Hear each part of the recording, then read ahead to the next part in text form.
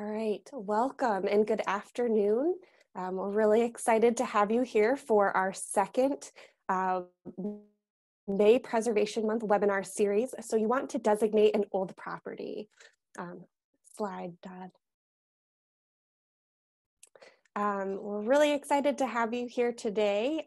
This is a question that we often hear in the preservation field. How do I designate my property or this property that I love and I think deserves some recognition? So today we're going to be going over some of the different designations that you can consider when looking at a property, and also introducing you to the people who you should know when you want to reach out and start that application process or inquire more information. So we're really excited to have you here today. We are using Zoom software. You all may be familiar with it, but if not, I'm going to take a brief second just to orient you to what is available so you can have the best webinar experience with us today.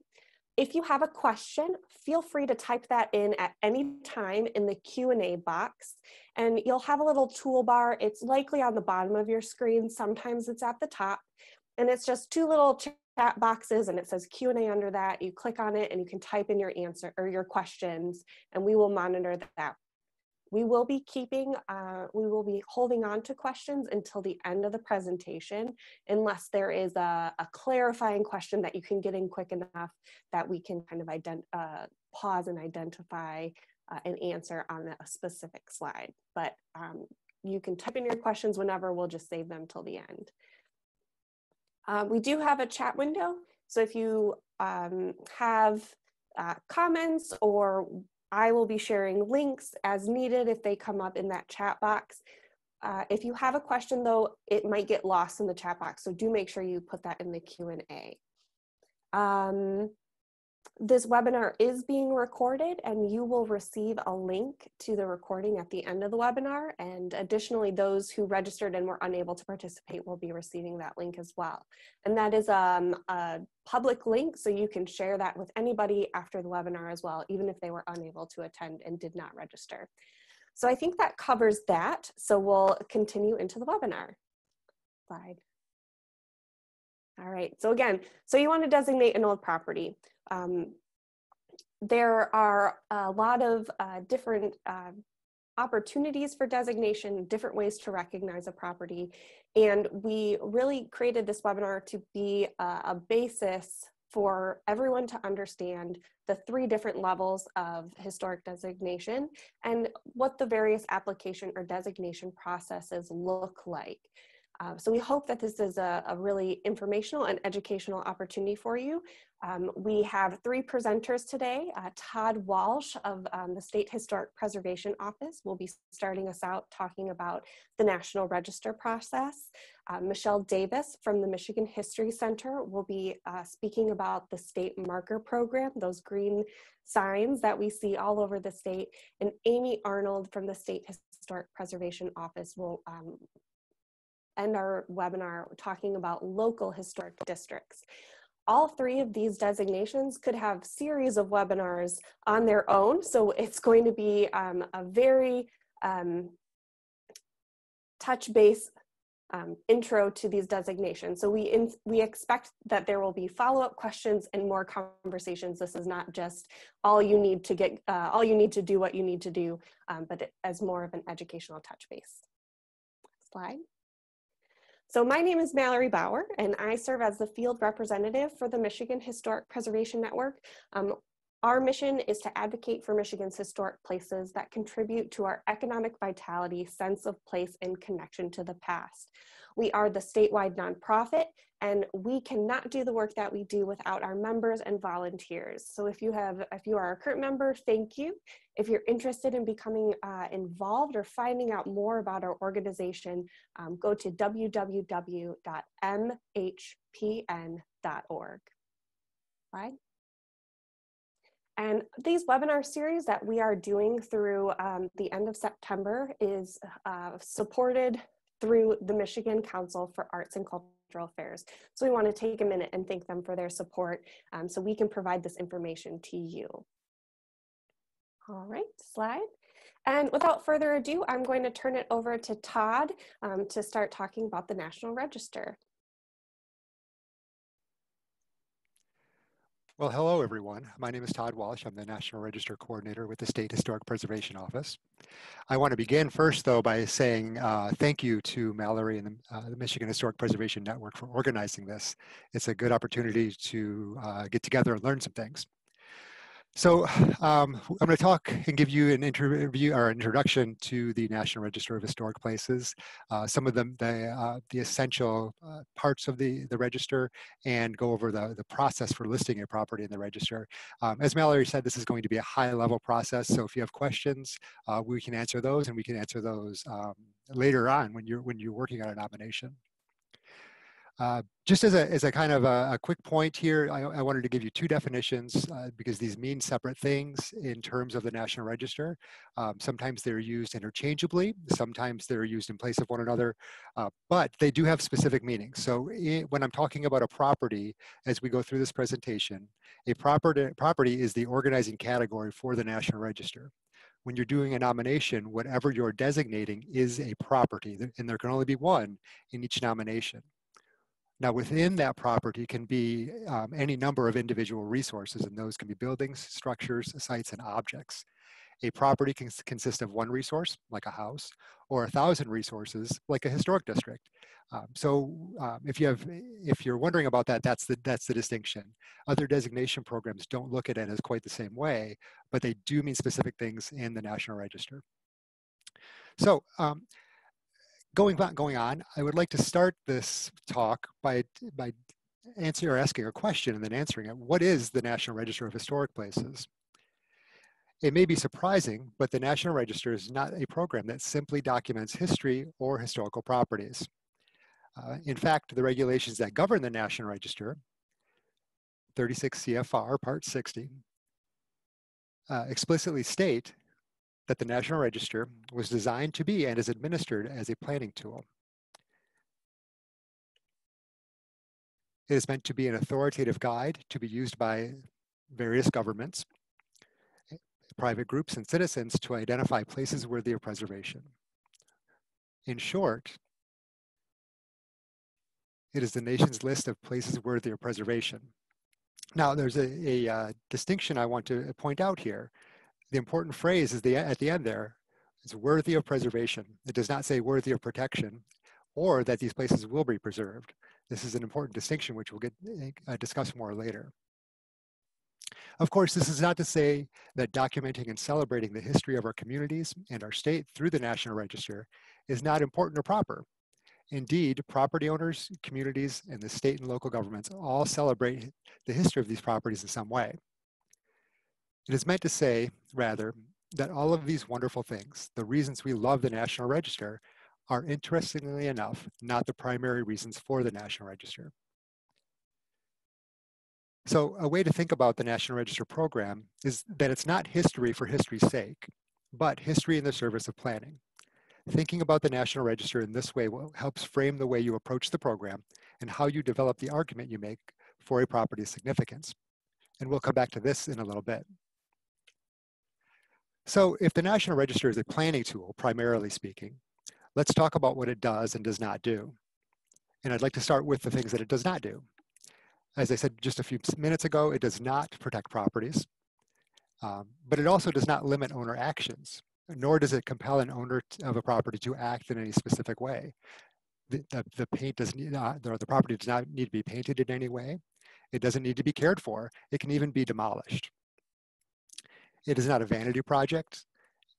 It is not an authoritative history, nor is it a guarantee of preservation. That's the downside. What it does do is it can provide eligibility for federal grant funds, eligibility for tax credits for properties that are income producing. It can provide other bonuses for certain funding programs. Many funding programs look favorably upon National Register designation. And it serves as a guide for federal permits and projects and funding. This means that when the federal government undertakes the project, issues a license or permit, or provides funds for a project, it must consider the effects of those actions on impacted historic resources. Now, please keep in mind that this does not protect a resource or stop a project, only that the impacts of the project must be considered, and we look for feasible alternatives to those impacts. Importantly, though, the National Register is an honorific program that provides federal recognition for the historical significance of the property. And it acknowledges that your property is significant to our collective history, us as Michiganders. And I like to use the process of the National Register program to illustrate this. Quite frequently, a property owner or an interested group of people in a community recognize that a particular property in that community is significant. It has some value to them. They will prepare the necessary materials and send that to us. We'll review that information. And oftentimes we'll say, yes, we agree with you. This is significant. This is a great building. It's a great piece of history. It illustrates some important aspect of the history in the community. Again, the people will go through the process of gathering information, making an argument, completing the National Register nomination, sending that to us. We'll review it and work together to come up with a final product. We then present that to the State Historic Preservation Review Board. This is a group of 9 experts in various fields from around the state. They agree that this property is significant. We send it on to the National Park Service. Park Service historians review and agree that this property is significant and it's listed in the National Register. At every level, the local community, the state government, the federal government, everybody has agreed. We've all worked together and we've all looked at the same information and come to the same conclusion that this is a significant piece of history. Lastly, I want to point out that the partnership, or the National Register, is a partnership between the federal government, who actually administers the program at the federal level, the state government, us, your community, and you. We all work together. We all put in some amount of work to recognize these significant places in our community and in our state. So the next thing we need to know is, why is a property eligible? How do we know what is significant? Eligibility for listing in the National Register comes down to 2 key factors: historic significance and historic integrity. Now notice that age is not one of those key points. That doesn't mean that it's not important, only that while a property must generally be 50 years old to be considered for listing, simply being 50 years old, or 100, or 150 years old, does not mean that a property is significant in terms of the National Register. Significance is determined by evaluating a property against 4 National Register criteria. Roughly, these translate to history or historic events, an important person or people, and an importance in design or architecture,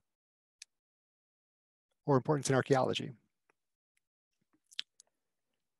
Within these 4 broad categories, these 4 criteria, are 30 areas of significance, or themes, as we'll see later.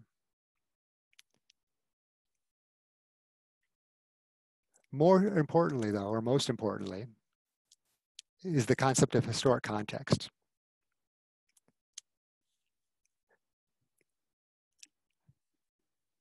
So significance is not determined by simply recounting the history of a property, or providing a genealogy of a person, or stating a property's architectural style. Rather, the key to determining the significance of the property is its historic context. In terms of the National Register, historic context is defined by time, theme, and place. These correspond in the registration form to period of significance, area of significance, and level of significance. In other words, it's the big picture. It is within this larger picture that a property's significance becomes apparent. Now let's take a look at an example of how historic context works to identify significance. This is the Grandy Ballroom in Detroit, or this is a historic photo of the Grandy Ballroom in Detroit. If you read the nomination, it is full of facts such as the date of construction, who designed it, what stores operated there, what events happened there, and so on. That information is important, but what really matters is what was happening in Detroit at these specific points in time that led to those facts. In the 1920s, this area of Detroit was growing rapidly. The Grandy was one of 2 or 3 dozen ballrooms in the city at that time. And within this area of town, on Grand River, there were 2 ballrooms and 2 theaters. By the 1960s, the area had declined somewhat, but the Grandy was where it was at. It was rock and roll and it was counterculture. Historic context is crucial to a nomination and key to determining significance. It can also be the most difficult and time-consuming aspect of a nomination. So in terms of the Grandy Ballroom, it was not listed for its ballroom era significance. It was not listed for its commercial significance. But it was listed despite its deterioration and listed for its significant associations with Detroit's rock and roll and counterculture scenes.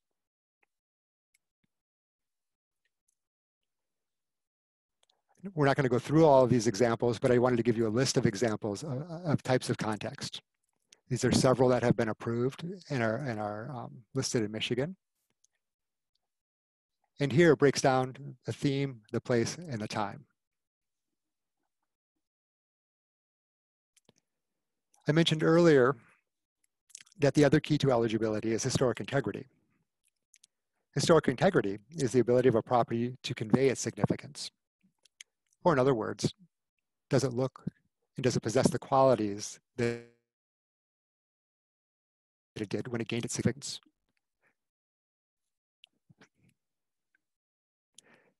Historic integrity is composed of 7 aspects: location, design, setting, materials, workmanship, feeling, and association. An important point to note here is that while you might hear someone talk about a degree of integrity a property may have, the National Register does not recognize degrees of integrity. A property can either convey its significance or it cannot.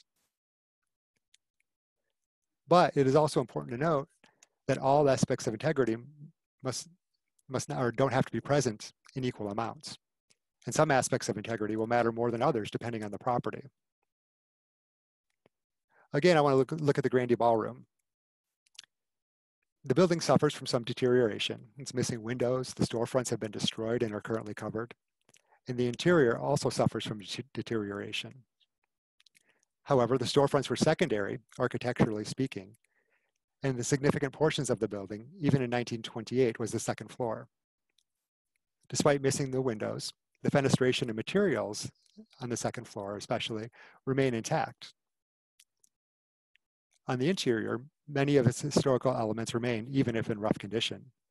The form, massing, and scale of the building remains. The dance floor, the location of the stage, and the promenade all remain despite their condition. The aspects of feeling and association for the Grandy Ballroom are the significant aspects for this property. And it's what makes the Grandy the Grandy. Now let's talk a little bit about the process of listing a property in the National Register. Before you begin, it's important to check with us to see if the property is already listed, or if it's a contributing resource within a district, or if it has been determined eligible already. If it has not, the place to begin is with a preliminary questionnaire. Sometimes we will have made a determination on a property back in the 1980s or the 1990s or even the early 2000s, and now that's going on 20-some years old. So if the determination of eligibility is old, and to some extent, we may ask for a new preliminary questionnaire. The preliminary questionnaire asks for basic information that helps us make that determination, that helps us provide you with an information of whether to proceed or not with a full National Register nomination. I want to take a second here to talk about historic districts. If it's a new district, or if the determination of the district is old, like I said, the project really should begin with a historic preservation survey. This is a key part to understanding the resources of the district and not jumping into a nomination and kind of backing into significance, if you will. Going through the survey process will identify significant themes, it will identify significant resources and weaknesses within the district, and it'll help craft a National Register nomination. If you have questions when filling out the preliminary questionnaire, please give us a call. We're happy to, or in this case, and at this time, email is probably the best way, but we're very happy to help walk you through those, answer questions, and help you get us the best product so we can give you the best answer. Once you have that preliminary questionnaire completed, and it can take some time and some work, send it to us. Please mail it or send it by UPS or FedEx. For questionnaires, we do not accept them by email. That's usually due to size requirements, or size limitations rather, on our incoming email. You can send it on a CD or a DVD or a USB or flash drive. You can send it digitally, which we prefer, or a printed questionnaire is just fine. But please review the checklist. Make sure that you're sending us as much of those materials as you can. I'll say here that that's not all of those things are required, but send us as much as you can. Some things we realize aren't going to be available either at all or at that point in time. A couple things about sending a preliminary questionnaire, things to send and not to send. Please send historical photos and maps as they're available. Please send current photos and current maps. Send as much of the checklist as I mentioned. Please organize the materials, especially if they're digitally. Please put them into folders. Please, go make that. The easier you make it for us to go through these materials, the easier it'll be to give you an answer in a timely fashion. Please don't send us genealogical information unless it supports significance. Please do not send documentation that's not central to the areas of significance or the themes that you're trying to use for significance for the property. Please don't send poor quality photos or maps. We do not need property deeds. That's a common thing people will like to send, or tax records. Unless it relates to the significance of the property, we really don't need them. And please don't send Wikipedia articles. Those do not have any place in a National Register nomination, although they're fine to start as a starting point in research, but we don't find them of use. And there's no reason, if you do send printed materials, there's no reason to bind them in any way or use plastic sleeves. Save those materials. They'll just go in a landfill if you send them to us, and we don't need to do that. We'll consider the information you send. Sometimes it takes a little bit, but we will reply to you by letter. The letter will provide our opinion on the criteria and areas of significance, either that you've selected or things that we feel are important, things that we've identified. Then or in addition, periods of significance. If it doesn't contain enough information, we will write a letter to you and say, hey, we need some more things. Will you please send us this thing and some photos, and please elaborate more on this topic. Sometimes we'll write to you and say, we don't think this is eligible. We don't think that there's enough here. No matter, if that's the case, you can do a couple of things. You can submit additional information that might substantiate the areas of significance you selected. You could, and we might suggest, looking at different areas or themes or periods of significance even. Or you might consider if there's a larger historic district where this property could be a contributing resource. It might not be significant on its own, taken out of context, but in the larger context, it might very well be significant in a contributing resource within a district. Sometimes, however, some things just aren't eligible. But then again, sometimes they are. This slide illustrates an important point about the National Register. We often think of properties in National Register as the last stop in historic preservation designation. As we all know, our communities are dynamic. Things are built, people and places move around, businesses come and go. What we consider now ugly siding gets taken down. It reveals these beautiful historical buildings. Things change. As things change, our opinion can change too.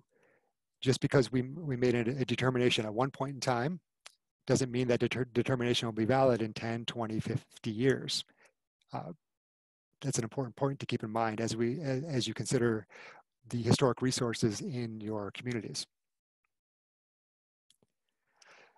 If the property is eligible, we'll encourage you to proceed with the full National Register registration form and nomination.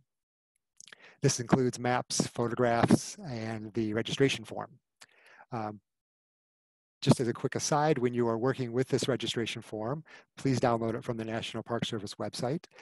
Please do not modify it in any way, and please answer the information categories in the way that they're asked. Altering the form will just send it back to you and say, please fix this. Before you get too far into a nomination, though, I highly suggest reading through the relevant and appropriate National Register bulletins. There are a great many of them. All of them are available as free PDF downloads at the National Park Service website. I would especially encourage you to read Bulletin 16A. This is the basic how-to manual for all of us doing National Register. And I would especially like to point out that if you're wondering about how to do a historic context, look at 16B, which is also on the National Park Service website. This bulletin in general relates to multiple property nominations, which many people will not ever deal with in their time.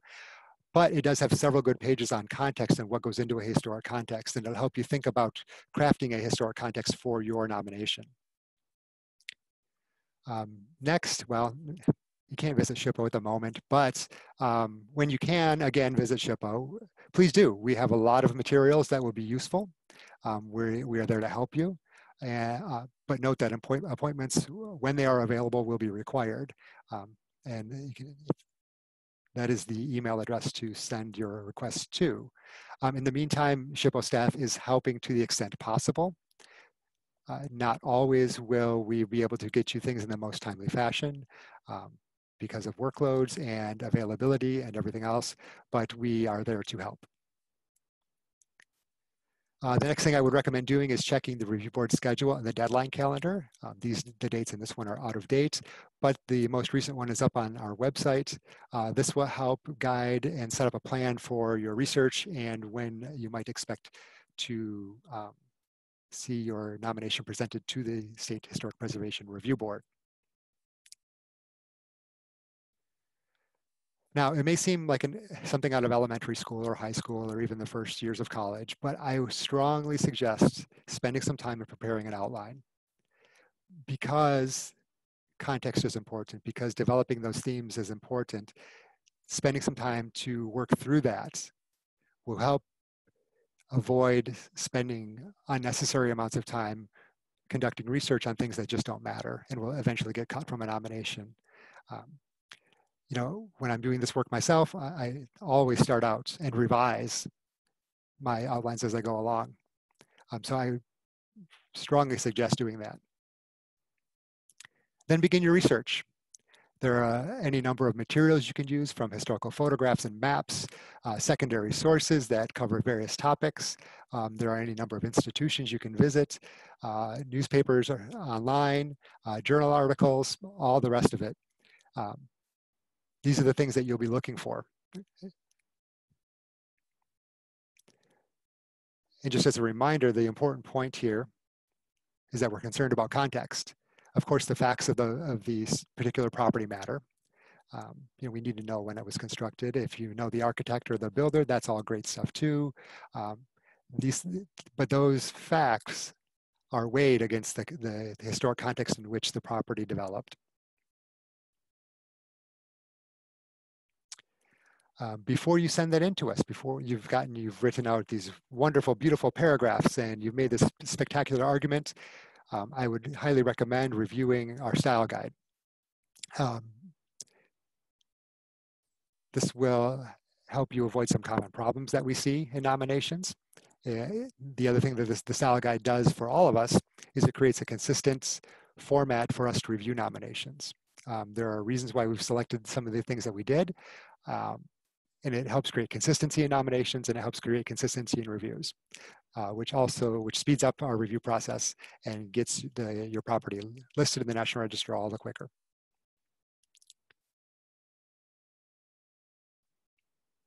Now that you have this done, send it to us, please. Please review the checklist, go through, and make sure that you're sending us all the relevant information. We need all of these things before we can schedule it for a review board meeting, or before we'll send it off to the National Park Service. On first draft, we will review the nomination, we'll review the information you sent. We will send you a letter that looks like this. And it will go through section by section, things that we find that need to be corrected. And it could be simple grammatical corrections.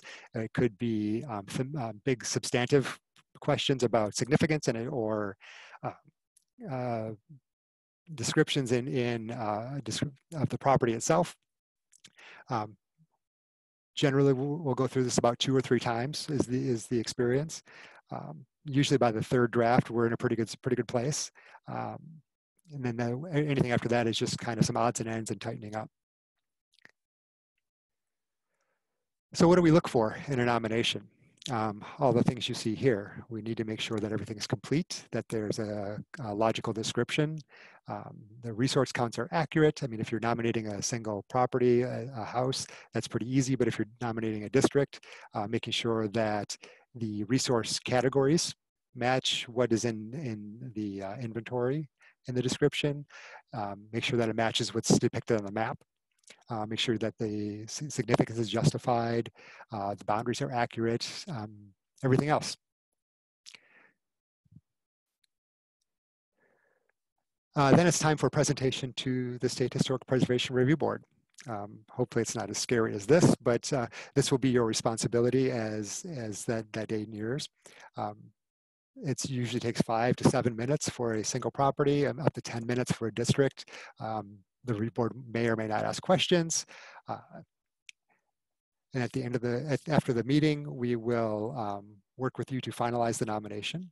If there are a few odds and ends, grammatical corrections that the board noticed that we didn't catch, we will take care of that for you. SHPO has no problem doing that for you. But if there are bigger matters, substantive matters that require elaboration in the nomination, that will be the responsibility of the preparer or consultant or property owner. After that, we'll send the nomination package to the Park Service in Washington, D.C., where they have 45 days to review the nomination. They will either approve and list the property in the National Register at 45 days, or send it back to us for correction. Now, this happens once in a while. Things need to be explained better or explained in a different way, or things need to be clarified. There are some instances where the Park Service can take action and correct a certain aspect of a nomination, but these are usually minor. It could be correcting a period of significance date. If we thought the period of significance should extend to 1959, and in their review they thought 1948 was better, they could fix that. But if there are issues of boundaries of a property, that cannot be corrected by the Park Service. That will come back to us for correction, and other matters. So that's kind of the process at a very high level. This is our contact information, ways to contact us. This is our office in Lansing. We're always available to answer questions. I'm happy to talk with anybody at any time about the National Register, to answer questions. In happier times, I will come to your communities if need be. I'm happy to do that. We are here to help you do this. We're all trying to get to the same place. I like to say, whether you're a property owner or a SHPO staff member or a consultant, we're trying to get to the same thing. We want to see these properties preserved. We would like to see them recognized and designated, and share in the celebration of that. So I'm happy to help you with that. And I look forward to your questions at the end of this segment. All right, thank you very much, Todd. So we're just going to switch screen sharing so Michelle can start sharing her presentation, and we'll make the transition to the State Historic Marker Program. And so welcome, Michelle, and the floor is yours when you're ready.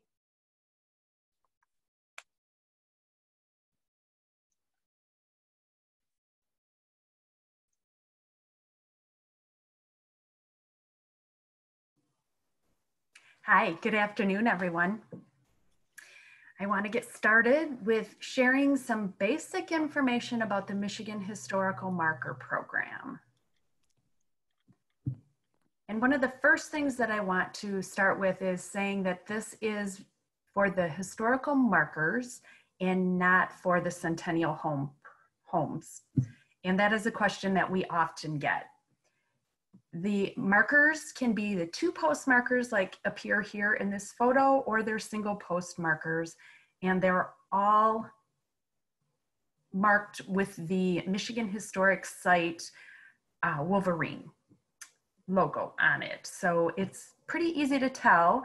The Centennial Farms also have a logo that's similar, but the signs are very different. They're smaller, and we do not handle that program. So this program is designed for the markers, and I'm going to give you a brief overview of the marker program. I'm going to share the marker website with you. I'm going to explain the historical marker application, and then we'll wrap it up with caring for the markers and things to do after the marker is yours. Michigan Historical Marker Program Overview. Markers honor historic people, places, and events. The program was established in 1955, and initially the program was made to honor historic places, historic sites, not so much events or people. The program has changed over the years, and we really like to do other things as well to share the story. So we moved it to include places, events, and people. We now have over 1,700 markers in the UP, in the Lower Peninsula, from Niles to Marquette. They are everywhere. We have some trails that people have set up, and the markers are along the trails. There's an underwater marker. The markers exist everywhere in Michigan. The Michigan History Center and the Michigan Historical Commission work together to help sponsors share Michigan's stories. The Michigan Historical Commission is the commission that advises the Michigan History Center, and the commission actually does the approving of the text and gets the marker approved to get it to the next stage. The actual work itself is done by staff at the History Center, which is me, and we have a student that comes and gives us their portion of writing the text for the marker program. Here's some examples of a couple of marker dedications that took place. So part of the program is to raise awareness and pride. So this is a perfect example of people in both of these communities and how they wanted to raise awareness and how proud they are of their communities. So they decided to do markers. The markers also educate individuals. They tell the story. The marker in the upper right corner, the War of 1812 in Detroit, tells a great story for this community and how the war took place and what happened here while that was going on. The Paint Creek Cider Mill is in the lower right-hand corner, and that is actually about a location and the structure there. That is a cider mill and has also become a site to share different parts of history and how apples were used. So that's how we're educating people.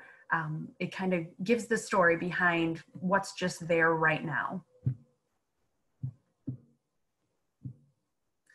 We also like to encourage historic preservation. In the Paint Creek Cider Mill, now that they actually have a marker there and the site is marked, we encourage that they use proper preservation for the site, for the building. We also like to promote heritage tourism, and that's more of what the War of 1812 in Detroit is doing. That's part of their heritage there, and it's important to get tourists there and tell the story of how it changed Michigan and how it continues to be important to that community. It also brings communities together. Markers are a wonderful way to have locals collaborate. We have local historical societies. We have friends groups. There's all sorts of individuals that get wrapped up into these. We have reenactors that want to take place. A couple of our commissioners usually try to attend the markers, and it just really brings local communities together. And we also want to make sure that you are aware, once you get a marker, you become registered in the State Register of Historic Sites, not in INN, sorry for the typo there. We want to make sure that you know that you become listed in the State Register of Historic Sites once the marker is approved. That's different than it used to be. So there are some sites that will be listed in the State Register that are not marked with a marker. If the site is listed in the State Register, we encourage you to come forward now and purchase a marker for it. Now, the only way to be listed in the marker in the State Register is to purchase a marker. So now they go hand in hand. That's not how the program began back in 1955, but in the 1990s that changed. So the next thing I want to talk about is the historical marker website, and that can be found at www.michigan.gov/markers with an S on the end. The historical marker website has a lot of information there, and we'd like to make sure that that's the first place that people visit. There's a lot of information that can be told right here on the website, and we'll answer a lot of your questions. One of the beginning pieces for this is the website contains information on the application process. And we do get a lot of questions on how to begin the process and what guidelines, what criteria are used. The criteria and the guidelines are covered, as well as the application itself, the price list. We always have a lot of questions on how much it costs to get a marker. It's also important to note that the fees are the responsibility of the sponsor. So we try to direct people to the website in order to get all of those things answered, the basic things answered before you get started. A lot of people are unsure on the price, and then once they find out the price, they've already started doing some of the work and they find out that it's more than what they could afford. So I always encourage everyone to start out looking at that information and the criteria and the guidelines as well. And the final thing on the process is caring for your markers. A lot of people have questions on what they need to do once they get a marker, what obligations. We also have a lot of people that just call once they've already had a marker, it's been years ago, and they start having problems with their markers. So a lot of that information is covered on the website. So I recommend starting there and then reaching out to our office, and we'll be happy to assist after that. The second thing that the marker website contains is a searchable database. It enables a user to discover information on the 1,700 plus markers that exist all throughout Michigan. In this photo, it explains to you a little bit about what you can do. We have different searchable data. So there's a few things that you can go in and try to find. The photo with Michigan with the green dots all over it are where the markers are located all throughout Michigan. When you zoom in on that, it will bring you in closer to the area, and there's probably, especially down by Detroit, there are a lot of markers in that area. So the dots may start to get more and more as you zoom into the area, so you'll be able to see that. You can search by location, you can search by types of markers. There are some different tags that we've used. So that's different things that you can do. You can also just do a search on all of the markers out there, and you could do that.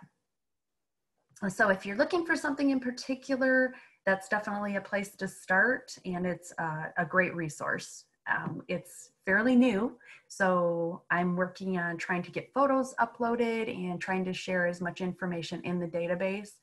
The marker text is there, trying to get GPS coordinates for everyone, trying to make it a strong site that is actually usable to everyone. On to the process of actually applying for the historical marker. The purpose of a marker. Historical markers inform the public about buildings, structures, and sites of interest. Through the Michigan Historical Marker Program, the Michigan History Center seeks to identify and mark sites and subjects having historic significance. Historical markers educate the public about significant people, places, and things in Michigan history, and thereby develop the public's knowledge of the importance of Michigan history and inspire them to learn more. It also fosters people's ability to make connections between current resources and the past. Examples of that are the commemorating markers are a wonderful way to do that. Telling about something that happened on that site, even though a structure may not exist there, oftentimes statues or currently we have a memorial fountain that is on the property, and the story is there, but the story is not easy to understand if there's no text or interpretation for the user standing in front of it to understand why it's important to that place. We also like to encourage the public to preserve historic resources that illustrate Michigan's history and to develop a sense of identity as Michiganians. I think it's really important, especially for our kids as we move forward, that they understand how important their history is and how Michigan has progressed and how the history plays such a huge part of that. And sometimes that is not easily learned in the classroom. So it's great to take the kids out. You can do a little bit of a walking tour even and take the kids to see some different markers, tell them the story. You could even get reenactors to come and to work with you on that. There's just so many things that you can use that for.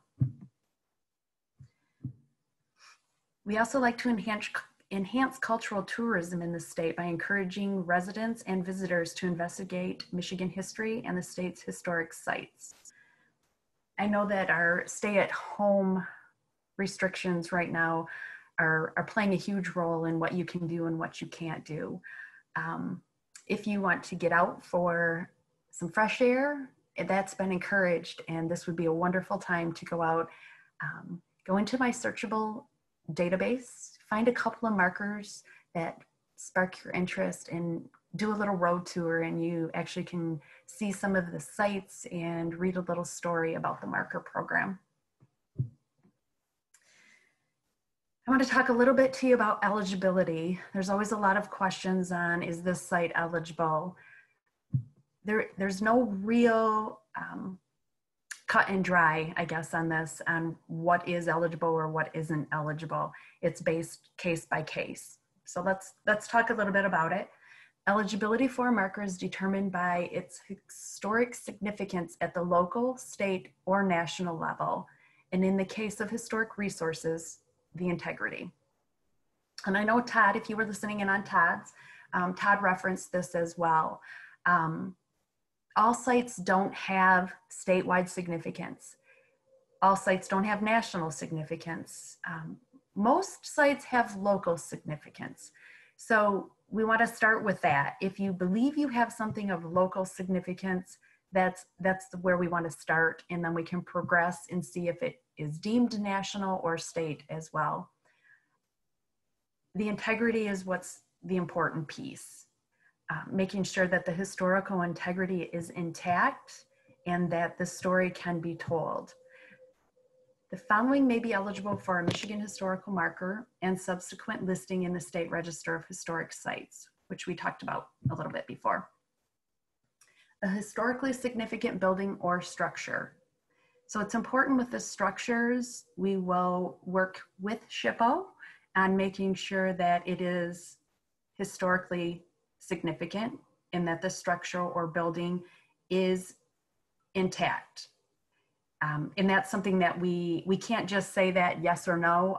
We want to make sure that we have the proper people review that, and that process can take a little bit longer sometimes. So we try to make sure we work on that, and then we can start working on the other pieces before that. If the site is not believed to be historically intact, then we would let you know that, and we wouldn't proceed with the rest of it. A district listed in the National Register of Historic Places. In most cases, if the National Register is there, we like to start working on a marker for that as well. There are a few where that's not the case, but most of them are. We also would like to have objects. We have a shipwreck, the sport, which is an underwater shipwreck that was marked. There are railroads, vessels. Like I said, we were working on a fountain. There's a lot of objects that have historical significance, and those will be reviewed to make sure for their integrity as well. We also have sites. Cemeteries there are a lot of cemeteries that are marked with markers. Not just any cemetery. We want to make sure there's historical significance there as well. A lot of the family cemeteries do not qualify, depending on when they started and how many plots are there. There's a lot of things that go into that. There are also some archaeological sites that are okay to be listed. However, we like to make sure that the archaeological portion of it is not set so that individuals want to come there and start digging.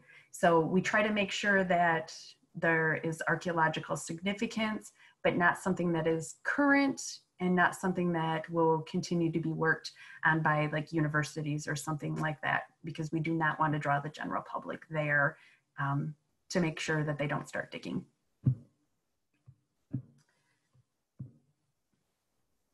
It's also a location without historic resources associated with an important historical figure, organization, or event can be eligible.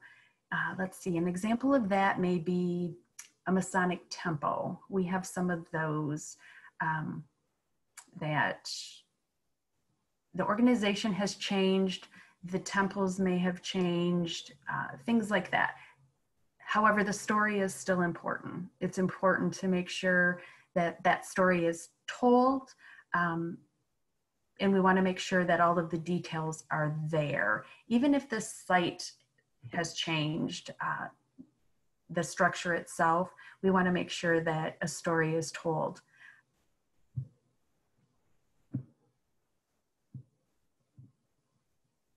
The next thing, moving on, is the criteria. The burden of proof is on the applicant to provide documentary evidence that demonstrates and substantiates that the resource or subject is one of the following: is associated with events that have made a significant contribution to the broad patterns of our history, is associated with the lives of persons significant in our past, or embodies the distinctive characteristics of a type, period, or method of construction, or represents the work of a master, or possesses high artistic values, or represents a significant and distinguishable entity whose components may lack individual distinction, or has yielded or is likely to yield information important to history or prehistory. Typically, structures that have been moved from their original location, properties primarily commemorative in intent, and properties that have achieved significance within the past 50 years are not considered eligible for a Michigan historical marker unless they fall within the following categories. We have a lot of questions on this. A lot of people will think that just because they have a structure that's 100 years old, and I think Todd touched on this as well, it does not make it eligible for a marker. there has to be something historically significant there. And let me give you an example of one of those. Churches, a lot of times, when they become 100 years old, will think they want to get a marker. And what I try to tell individuals is that there has to be a story there. And one of the best examples that I have is a church in Detroit that was used as part of the Underground Railroad. That makes for a wonderful story. It's not that churches are not important in and of themselves. However, just because it's an older church, there needs to be more of a story to draw people there to want to read that text. We want to make sure there's a story that can be told on maybe how the church began and the pieces that fit into it together. Maybe the church burned and the community all came together and helped bring a new church there, helped create new pieces.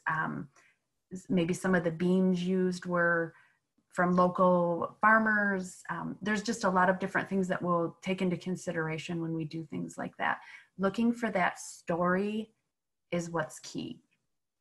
So with this, a building or structure removed from its original location, but which is significant primarily for architectural value, or which is a surviving structure most associated with a historic person or event, helps in this instance, it will help it be eligible. In most instances, once a structure has been moved, it is not eligible. So this is how a moved structure becomes eligible. And we're currently working on one right now where the structure has been moved, and it's still a significant structure, not because of where it sat on that property before. The structure itself was important in what happened in that structure. So the structure is being moved across campus and the marker will move with it. Those are things that we take before the commission and get approval on that. And the same thing will happen if you're applying for a marker. It would require a special exemption as well. A property primarily commemorative in intent if design, age, tradition, or symbolic value has invested it with its own historical significance.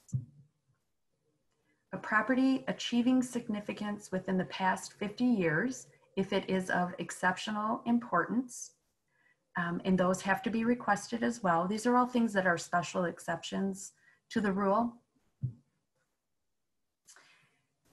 So then we have the guidelines that we try to adhere to.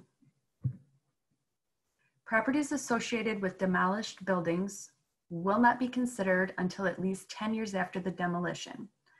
So there are some sites that the structure itself is being demolished and they want to have a marker for the structure that was there. We require that you wait at least 10 years and then you could apply for the marker. Markers will not be erected on archaeological sites that retain research potential. This is done to protect the integrity of those sites. So that was something that I had mentioned earlier. We do not want to draw attention to that archaeological site and have the general public come and start digging. So if there's definite potential for using that site for research, then the marker application would be declined. In order to allow time for historical assessment, typically markers will not be considered for persons until at least 20 years after their death. And that's something that the commission has been very insistent on. There are very few instances that they would allow something like that to happen. And part of that reason is we don't want markers with a living person's name on them. That's what we're trying to avoid. We want them to have historical integrity. And a lot of times it'll take a little bit more time for that to happen and to make sure that that historic piece is there. That's why we recommend waiting 20 years after their death. Markers will not be considered for events until at least 20 years after they occur. Part of this is just for the historic piece of it. We're not wanting to be current situations that are going on. We're wanting to make sure it's an important piece of Michigan history. Hey, Michelle. This is Mallory. We have about 5 minutes left to make sure we have enough time for Amy. Okay. Thank you. General information. Application forms must be signed by both the sponsor and the property owner of the site. Applications include a $250 application fee. Primary source documentation. The applicant is responsible for gathering all the primary source documentation that supports the structure, event, or person. We like photos. We like current photos, and we like past photos. Looking, especially when they're structures. We want to look at what was there and what exists now. We like a list of the facts and events that are important to the marker text. And we want to know what type of marker you want. Do you want a single post marker, a double post marker, or a plaque? And it's important to enclose one original set and one copy of the application and all the required materials. That includes the primary source documentation, photographs, maps, etc. A lot of questions come up about primary sources. This is not my specialty. We have a student that works on this. Here's what she recommends. Visiting your county register of deeds office for land deeds. Visiting local libraries or archives. Detroit Free Press is an example of a good place to look for articles. And there's an online newspaperarchive.com source that's wonderful. There's organizational archives, looking for your meeting minutes, correspondence, pamphlets. And there's the census records, which helps with death records and birth records, all of that type of thing as well. Ancestry.org is a wonderful place for that, as well as Heritage Quest, MyHeritage. She also recommends using architectural firms. They can have blueprints and original design plans. Here is a piece of our application with things to note. Some topics may be who built the structure, who was it designed by, what roles did these people play in local, state, or national history? How has the structure changed? What happened at this site? Political action, social functions, business, industry? What did this individual contribute to the state of Michigan? Did they contribute to industry, research, religion, environmental consciousness? This part is talks about the photographs and the importance of what we're looking for and the maps. It also covers your marker dedication. It's important to note that if you want a specific dedication, we recommend taking that out 10 to 12 months at least. It takes that long for the process. And also there's a price list. This is kind of our basic price list of how much it costs for the large markers, the small markers, same text, different text. Markers can have the same text on both sides. Summary of our application tips. Primary sources are key. Include clearly marked dates. Fill out that fact and source page carefully. Consider how the site tells a story rather than focusing on architectural details. Work ahead if you have a dedication date in mind. And we highly recommend waiting to schedule the dedication date until the marker has been ordered. It can take 10 to 12 weeks after the marker is ordered, and the entire process can take up to 1 full year. Our final piece is caring for markers. What to do once you actually have the marker.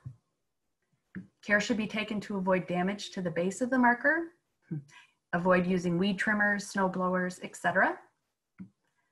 The commission recommends planting a small flower bed around the base to help discourage close contact with machines. Our manufacturer is Siwa Studios, and they recommend washing the marker twice per year with water and a mild soap. If needed, a soft bristle brush can be used on the marker itself. After a lot of years, the markers begin to show wear. It's Michigan, it's gonna happen. We do not recommend painting the marker yourself. Please contact our office and we'll give you the refinishing information. We have you work directly with the manufacturer to get it properly refinished. There is a fee for that, but that's the best thing you can do in order to maintain your marker. If a post becomes damaged, sometimes we've had them get hit by cars,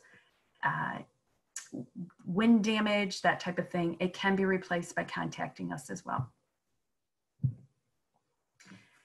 Two things to note: when making modifications to property marked with a historical marker, the sponsor will be expected to comply with the Secretary of the Interior's standards for rehabilitation. That's something standard that you can find on the web yourself, or you can contact me and I will be happy to get that for you. We also have you work directly with the State Historic Preservation Office to make sure that those things are done. They have the specialists there to do that. And properties that no longer meet the criteria for designation due to alterations inconsistent with the rehabilitation, demolition, or removal from its original site will be removed from the State Register of Historic Sites, and the marker needs to be returned to the Michigan History Center. And the final thing is my contact information and the website again. So any questions that you may have, I know we're kind of working on under different circumstances right now. I am available though. This phone number is still a good phone number to reach me at, and my email address, I'm usually working, so I will be able to reach all of that.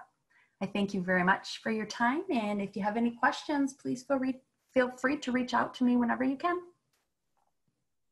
Thank you so much, Michelle.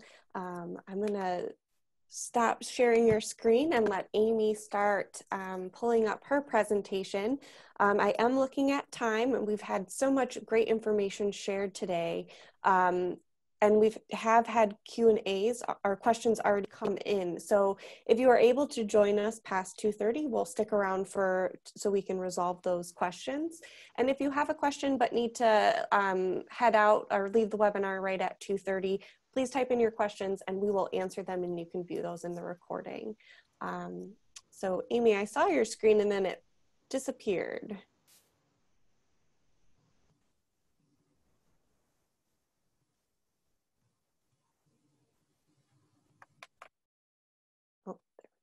Yes. All right. So I'll I'll make it go back. I went forward too far for the first one. No problem. Amy, I'm going to turn it over There to you go.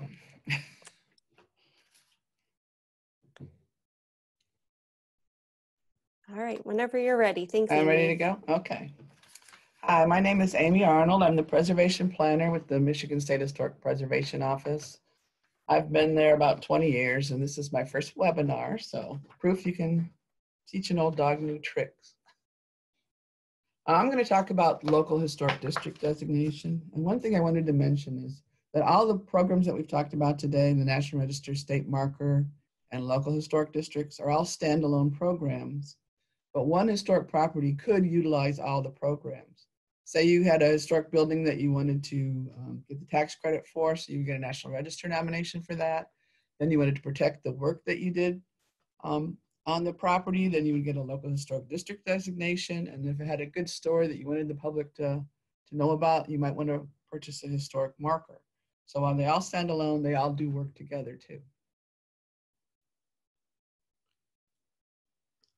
So local historic districts are allowed in Michigan under a state enabling act, Public Act 169, which was passed by Michigan's legislature in 1970. The act declares historic preservation to be a public purpose, which is important because it's a balance between personal property rights and community rights. The act allows the community to specify that a certain area, due to its history, is important to the community overall. for its economics, aesthetics, historic, or educational reasons. In Michigan, a local historic district can be a single resource or a collection of resources. And when you're trying to designate a local district, you use the same criteria that you do for the National Register. So it can be a building, object, structure, site, or district significant at the local, state, or national level.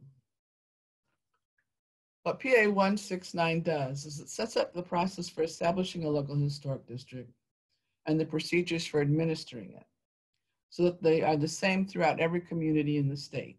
This ensures fair due process for all residents living in local historic districts in Michigan. So what is a local historic district? It's a legal protection, it's a way to legally protect historic resources from inappropriate change and development. It does this by requiring the community to adopt a historic district ordinance and appoint a historic district commission to review work in a designated local historic district. The Historic District Commission uses national standards known as the Standards for Rehabilitation developed by the U.S. Secretary of the Interior when reviewing that work. When a resident in a local historic district wants to undertake work to the exterior of their property, they seek a permit called a Certificate of Appropriateness from the Historic District Commission. In general, the purpose of the review is to retain as much historic material as possible and ensure that any changes made are compatible with the architectural style, time period, and materials of the historic property. Studies have shown that over 90% of work presented to a Historic District Commission are approved the first time. The Secretary's Standards for Rehabilitation are a path for bringing a historic district up to modern living standards while doing the least amount of damage to the building's historic fabric. And I know this is text dense, but this is the Standards for Rehabilitation. To me, 5 and 6 really are the heart of the standards. They pretty much say you should repair rather than replace historic materials, and that what you want to do is protect as much historic details, finishes, and constructive techniques as possible. Now, a lot of times people that are against local historic districts will say these are stringent and onerous, but I wanted you to get a chance to read them yourselves.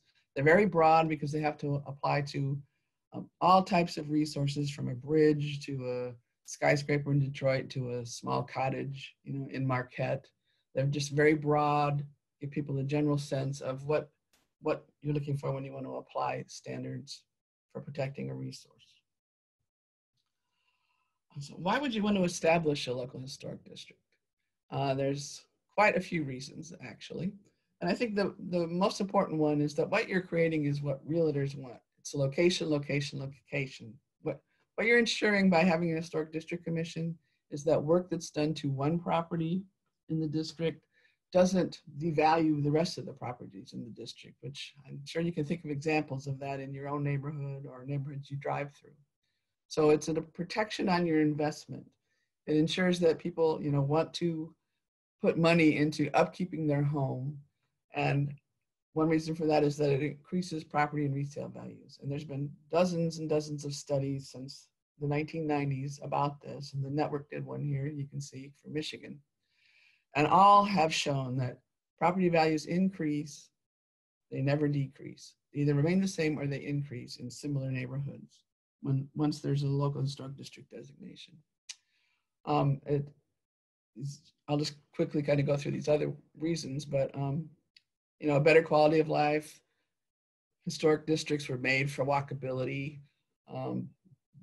If you protect and save a historic building, then you're not putting all that building material into a landfill. There's programs that qualify communities for grants, like the Certified Local Government Program through the National Park Service.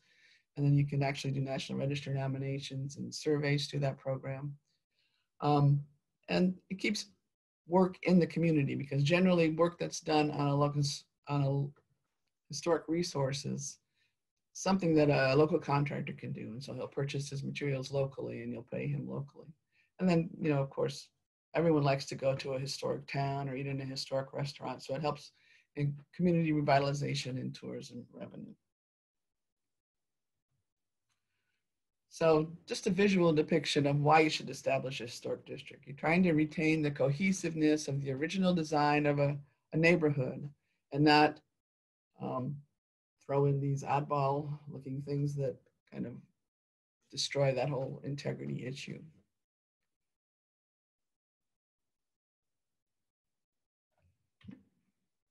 So what I'm going to do now is kind of just go quickly through the steps for creating a historic district, because that's the question we get asked a lot, is how do I establish a local district? And the first thing is you have to request that you want a historic district study from the local unit of government that has jurisdiction over the historic resource. So that can be a city or village, a county, or a township. So you would go to, say if it's a city, you go to the city council and you would ask them, typically through a written resolution, to say that you want a historic district study committee to be appointed so that you can look at general broad boundaries of an area to determine if it's eligible to be a local historic district. And anyone can do that. So the local unit of government that you contact, and we'll probably just use city as an example, but if you go to your city council, they're the ones that appoint the study committee officially. And what we always recommend is that you might want to, when you go to them with the resolution of, the area that you want to study, you might want to include a number of names of people that have background in historic preservation or local history so that they have a starting point. It's up to them to appoint the committee members, but they might not know who would be the best ones to do that. PA 169 states that study committee members have to have a demonstrated knowledge of historic preservation, but that's pretty much the only requirement. They don't have to be residents of the community or the potential district. There's no specific number of committee members that are required. And that's because it's a research committee. People kind of never understand this, but what you're doing with the study committee is researching the area to determine its history and why it's significant. And so what you want to do is get people with a range of skills of knowledge for that. And there's lots of different things the study committee has to do. And so you might want to get people with different skills. Typically, I would say the study committee would be 3 to 5 members, depending on the size of the district. If it's one property, you won't need so many. If it's 300 properties, you might want a larger district committee. It's just kind of common sense. And then what you need, because they don't have to be residents, the point of that is that you can go to outside experts. Say there's an archaeological site there and you need to go to someone, the U of M archaeology program. You can have them come onto the committee just to provide that information. What the study committee does, according to PA 169, it has all the requirements are set forth in the law. They do a historic resource survey, and I'm going to talk about these quickly, as we go along. But a historic resource survey, a preliminary study report, they hold a public hearing, do a final report, and they put forth the historic district ordinance. But in addition to that, it's really important that study committees provide public education, because there's going to be a lot of people in the community that have misinformation about what a local historic district is. There's going to be people that want to be involved in the whole process. So you want to help them understand what the different architectural styles are. It's important to let them know the benefits and the issues of living under a historic district commission. So when you're establishing your committee, you should also think about that you don't want to have the first time people hear about the historic district is when they approach city council. So do some background work first to educate the community. Excuse me. So the first thing the historic study committee does is the historic resource survey. And we have online on the SHPO, you need to follow the SHPO survey manual to do this. It's on our website. And what the survey entails is 2 things. One is field work, which is actually going out and photographing every property in the potential district. And that would include any secondary sources. Like if you look behind this house, you'll see there's a garage. That could be a historic garage that relates to that house. And any kind of thing like a, garden wall or this pergola. So you're not just taking the main primary resource, but also any secondary resources that go with it, because these are the things that the Historic District Commission is going to have to review once the district is created. So that's pretty important. And then you have to do the research to show what the significance of the district is. And you're going to be looking, just like with the National Register, and you use those same criteria. You're looking at significant people, time periods, and trends that relate to the overall community and how it developed, how the district developed in relation to the overall community, and how each resource in the district fits in. Because sometimes you might just think, oh, that's a little bungalow house there. But someone could have lived in that house that had some significance to the community. They could have been a business owner that had, started a factory that caused the community to grow. So you need to look at each resource to find out who the individual people are that were associated with it. And this is just a quick look at what the survey form would look like. Once you go out to do the survey, you're going to fill this out. This is just page one. The other page, there's 2 pages. One's mostly significance. So you can get an idea of what the kinds of questions and things they're going to look at. And what you're going to do once you do the survey and do the research is develop eligibility recommendations. So basically what you're doing is determining which individual resources in the district are historic or non-historic. And you do that by applying the criteria in the National Register, which you can see are the same: significance and integrity. So you're looking at location, setting, feeling, design, workmanship, materials of association.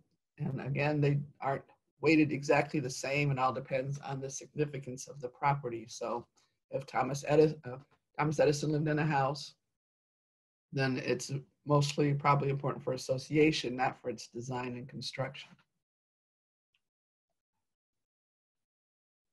So this is important too. Again, when you're doing these kinds of surveys for a local district, what you need to think about is who uses it at the end. And who's using it is going to be the Historic District Commission, probably in your Planning Commission. So they need to know which individual resources are historic or non-historic.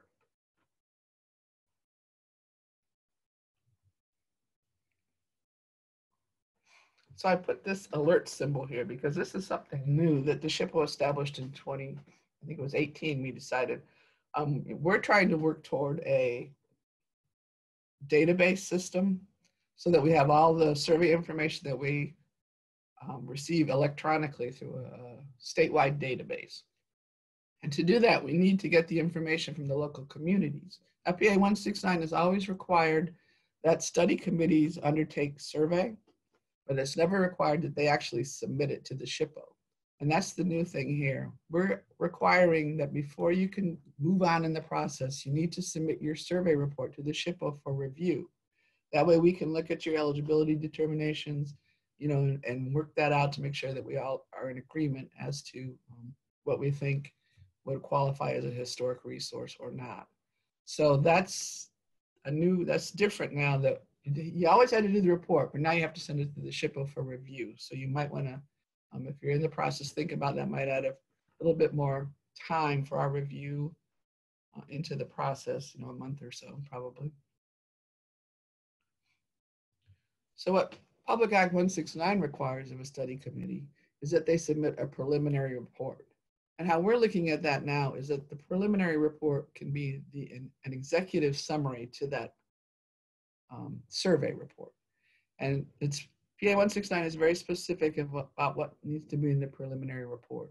You have to have the charge of the committee, which is the resolution from your local government, the date it was approved by the local government, and what the general boundaries are that you were going to study of that district. It has to have the study committee members' names, and typically we like to see what their historic affiliation is because they have to have that demonstrated knowledge of historic preservation. So just something broad like historical society member, or lives in a historic home in the district for 20 years or something like that.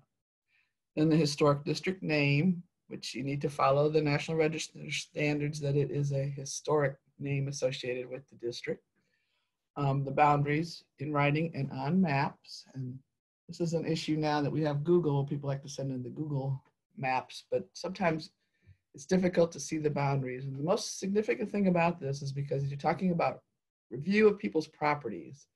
They need to be able to see if their property is in the district or outside the boundaries. So there really needs to be something clear like this map where you can see what the boundaries are. And the in writing means it has to be a legal description. So you provide a summary of the history of the district, which you already put together from the survey report, and its significance, which are the National Register criteria. And then it requires that you do just representative individual resource of what you've found in the district. So typically, like a survey report, if you had a 300 property district, it could be 400 pages. So what we're looking for in this preliminary study committee report is more of a summary of that information. I'd say 15 pages max.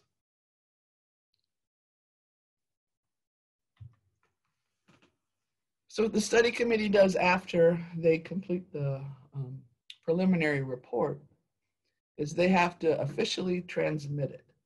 And this is important because it really starts the local district process. Before that, when you get the resolution, there's a time frame in what the study committee is going to do.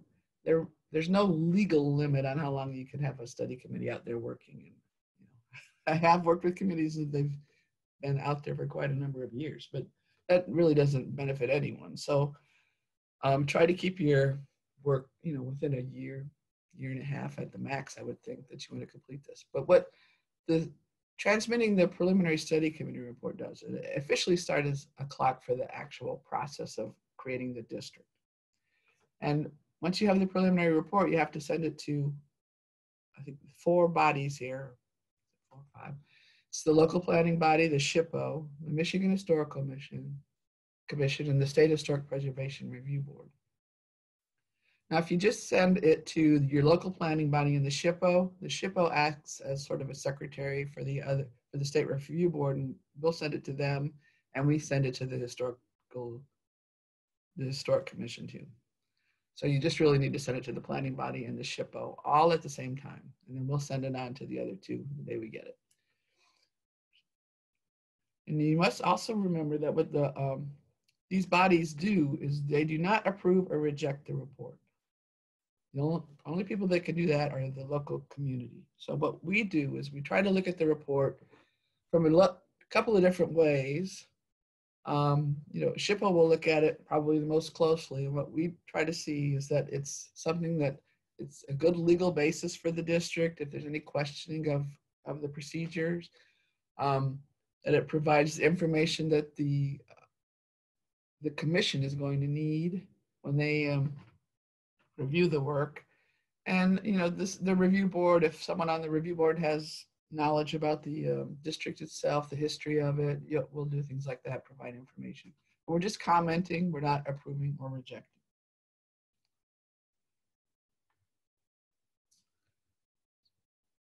So after the preliminary report has been sent to those bodies, the study committee has to wait 60 days.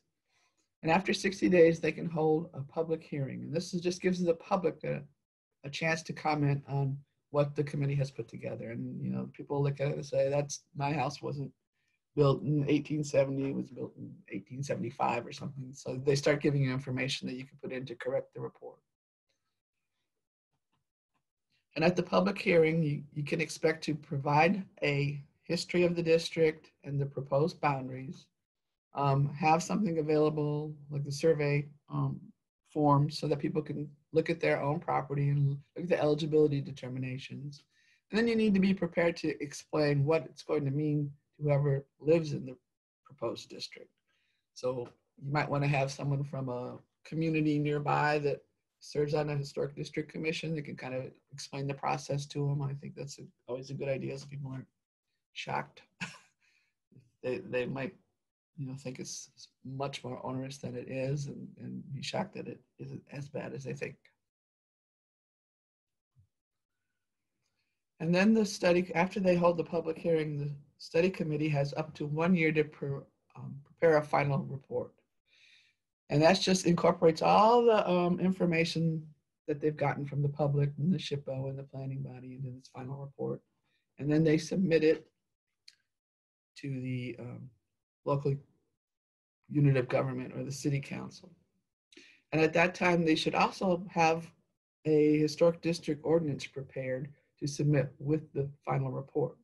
Because if the local community decides to adopt a historic district, then they have to also adopt a historic district ordinance at the same time. So a number of years ago, SHPO prepared a model ordinance just to make it easier for communities. It's on our website. We only use the language that's in Public Act 169. Nothing's been added at all. It just comes directly from the law. It's a good idea to adopt that ordinance, especially if we get the state tax credit program back and it's linked to the Local Historic District Act as it was in the past. Then we will look to see if communities have historic district ordinances that meet the PA 169 requirements. And just to me, it just makes it easier to do. So once the final report has been submitted to the local unit of government, it's up to them to adopt or reject the local historic district. Like I said, if they adopt it, they have to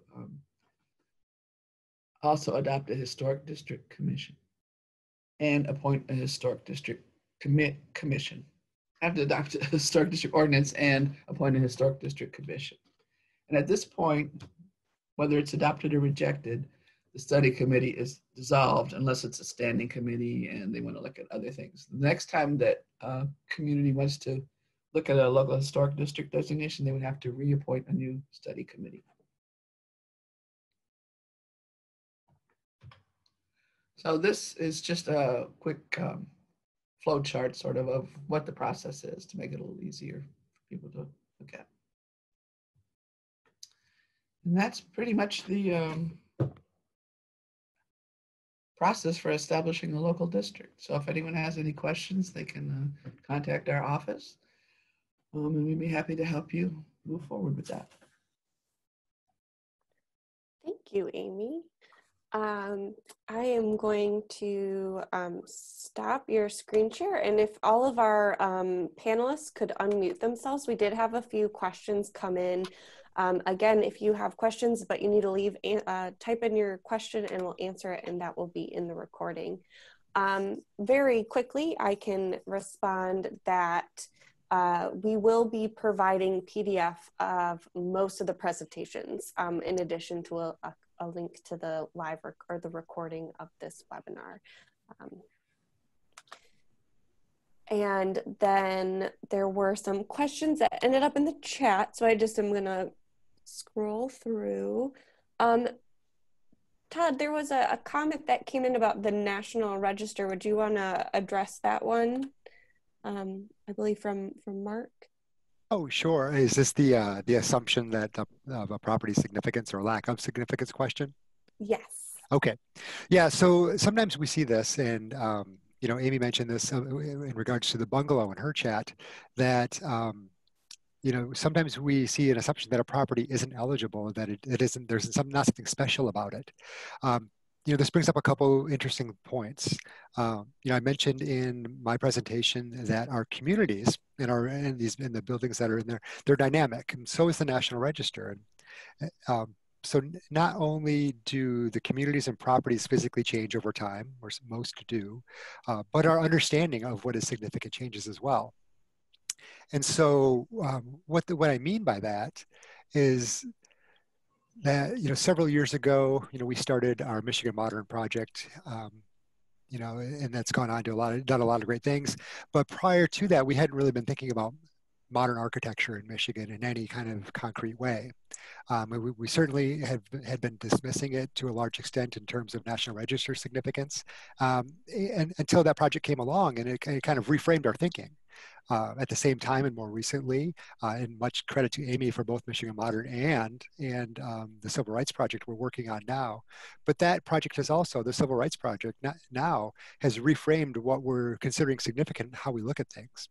I mentioned that in kind of in a kind of a very big sense about to illustrate the point that, you know,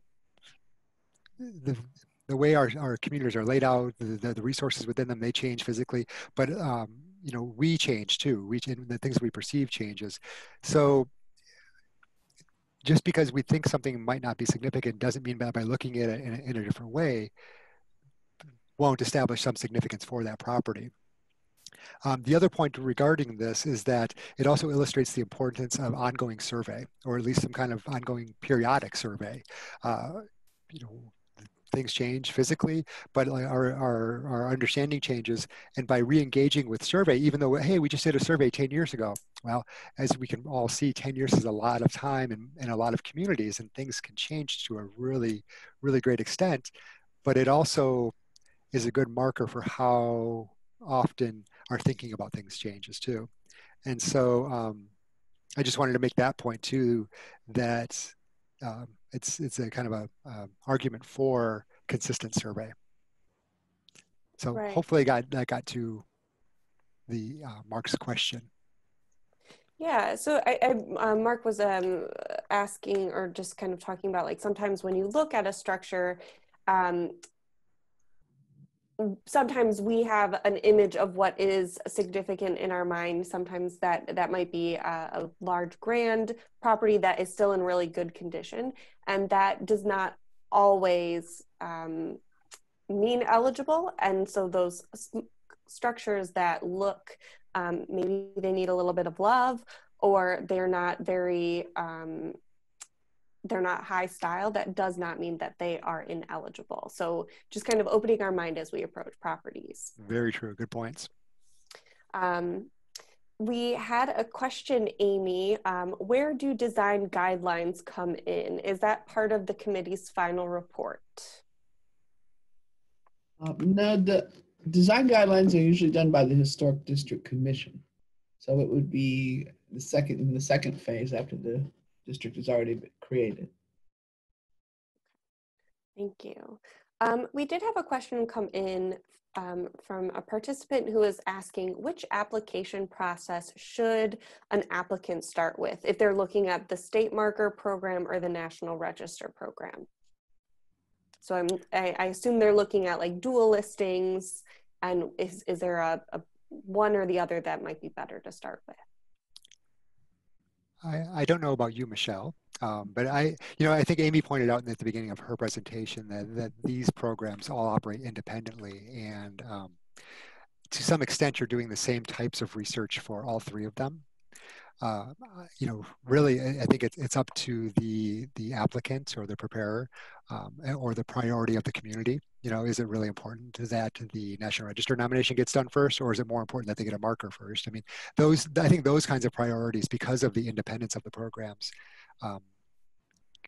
would drive that decision, at least to my mind. There isn't a right or wrong answer to that question. I agree, Todd. I think that's a perfect answer to the question, because they are all independent of each other. I think it's important that they review what really is a priority for their community.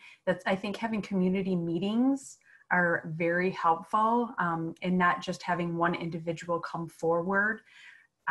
Although that's what we typically want to work with as far as the marker program goes. We want one sponsor to answer to, but that does not mean we don't want collaboration going in the background. We have some of those types of things going on right now, where there's several local groups working together. We just have one name that we're answering to. So I think finding that what's most important is the priority. Excellent. Another question that came in is, does the Michigan Historical Commission like to see context in an application of a building? So other buildings that lend significance to the building being nominated. Michelle, can you? I think the safest way to answer that is no, we're not really looking to put anything about the other structures there. Not that it's not important that there's not other history in the area, but we need primary source documentation. And I think that's where some of the difference comes in this is we're looking for the primary source information for a specific site or a specific monument or an individual. So even though other things may be important in the area, it's not really going to help with the primary source documentation for that particular thing. And without that primary source documentation, the marker is not going to happen for them. Okay, so this might be a way that the National Register nomination and the state marker nomination process are different, right? The National Register setting the context, getting the surrounding is integral to that application, whereas for the state marker, that's not as important in that consideration. Is that a... That is very accurate information. And I think it's probably the same for the local district as well. Finding those pieces are more important of the whole surrounding area. And then the marker program wants to focus on that particular item within that area. Sure. Yeah, I would agree with that as well. But I would also add, and hopefully this point came out in my presentation, that it's not to say this. My emphasis on context is not to say that those facts, those particular historical facts, are not important. They should be included, but they should be included in the context of the context. There needs to be some kind of relativity to that, to this, what was going on in the community, or what was going on with that particular theme in the community, relative to this particular building. So the things there needs to be a back and forth. There needs to be a relationship there with the National Register. All right, I have another question for Michelle. Are there any subjects or themes for which the Michigan History Center particularly wants to see markers placed? We would like to see, I think probably the most important thing is finding new stories to share in areas that don't have a lot of history already documented. And I wouldn't say that necessarily means on any particular topic, just finding the new areas. Detroit already has a lot of markers, but wanting to find the stories in the UP that are important. That's what we're looking for. That's what we're hoping people come forward with, those kinds of stories. And I think sometimes the scary part is trying to find that primary source documentation to support their story. And that's a little more difficult in the local rural areas. I think it's finding that documentation. The bigger cities had a lot more of that, the story being told in the local newspapers, that kind of thing. So I think it scares people off when they know there's the primary source documentation that they have to search for. That's why we try to give them some points of where to look and really want to encourage people in those areas to share their stories. Excellent. Well, thank you. We haven't had any other questions come in. So we'll start wrapping up. I would like to give each of our panelists a quick wrap-up opportunity to give like one short, quick summary of what they really want people to take away, and then we'll close this out. So Todd, I'll let you start. Oh, thank you so much. Hopefully this point came across, and I will end by saying historic context. To really establish significance for the National Register, historic context. That's the key. Rather than just giving us lists of facts about a particular property, those are, like I said, important and they should be included. But give us the broader understanding. Tell us what was going on, particular to the theme or themes in the nomination. That'll really speed up your process for listing. All right, excellent. Thanks. Michelle, would you like to go next? I think the most important thing for us right now, especially in the world that we're living in, the cultural piece of history. We're a piece of the DNR, and there's a lot of outdoor natural history that's there, and that cultural piece is what we want to focus on, and trying to encourage people to get outdoors and learn about their history. And that's why I think the markers are so important, that the stories continue to be told. And don't be scared Don't be scared of that. You know, try to push through and find those sources to get that information out. And any questions, we would be happy to help. Excellent, thanks. How about you, Amy? Well, mine would be legal protection and planning, because even if you go through the effort to establish a district and your local community doesn't do it, you have this fantastic information that's now before your planning board, and they can use it for the future. And time always changes people's attitudes. So I think that's probably the best thing. It's never a bad idea to try to establish a district. There's a lot of benefits. Excellent. Well, thank you. Again, thank you to all of our panelists for being here today to talk about the programs that they help administer. These are the names of the individuals that you should keep in the back of your mind if you want to pursue a designation. Of course, we at MHPN are also here to help, but when it comes to actually the paperwork and the process, these are the people that you need to know. Thank you again for everyone for joining us. We have a webinar next Thursday at 1 p.m. Our Executive Director, Mark Rodman, will be talking about the Michigan Historic Tax Credits. And these, we've been working really hard. They're still alive. So join us next week. Registration will be open until right before the webinar begins. And we also just opened up registration for a webinar on June 11th at 1 p.m. where we will be talking about some of our agricultural landscapes throughout Michigan. So all of those webinars, again, are generously supported by the Michigan Council for Arts and Cultural Affairs. So we appreciate their support. And we look forward to seeing you next time. And again, our website is www.mhpn.org. And we hope to see you later. Thank you all and have a wonderful day. Thanks, Mallory. Thanks, Mallory.